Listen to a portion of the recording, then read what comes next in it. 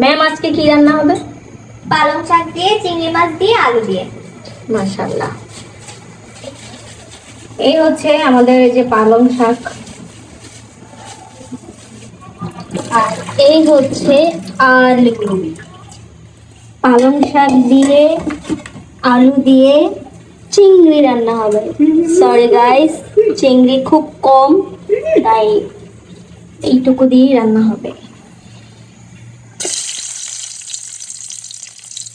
প্রথমে তেলের মধ্যে রসুন ছেড়ে দেওয়া হয়েছে।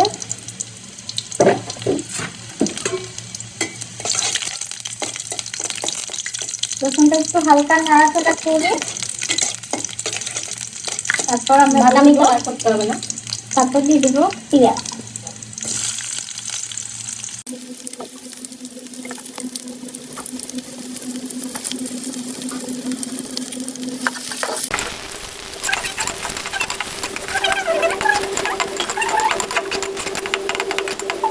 এরপর দিয়ে দিব চিংড়ি মাছগুলো লাল লাল করে ভেজে নেব।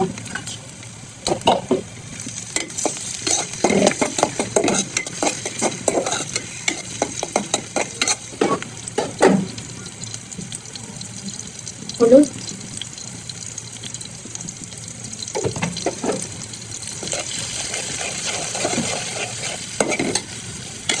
এটা এখন মশলাটাকে সুন্দর করে কষিয়ে দেব।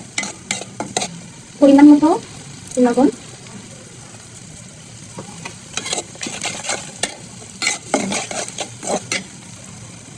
তারপরে দিয়ে দিব কেটে রাখা আলুগুলো।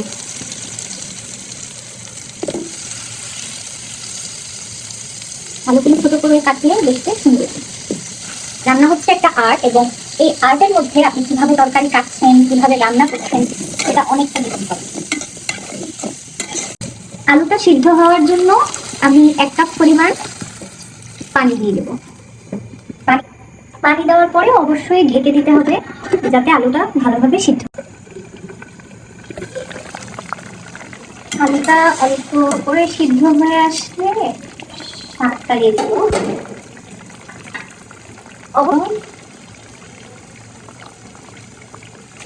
শাকগুলো দিয়ে দিব।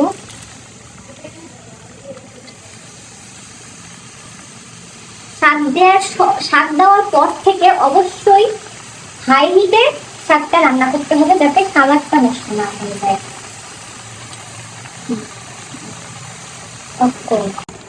আমি আর এখানে এক্সট্রা কোনো পানি দিব না, কারণ শাক থেকে প্রচন্ড পরিমাণে পানি ছাড়ে, তো ওই পানিতেই শাকটা রান্না হবে।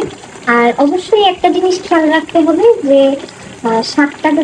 শাক দেওয়ার পরে আর ঢাকা দেওয়া যাবে না, কারণ ঢাকা দিলে হচ্ছে শাকের কালারটা নষ্ট হয়ে যাবে এবং ফ্লেভারটাও পাওয়া যাবে না।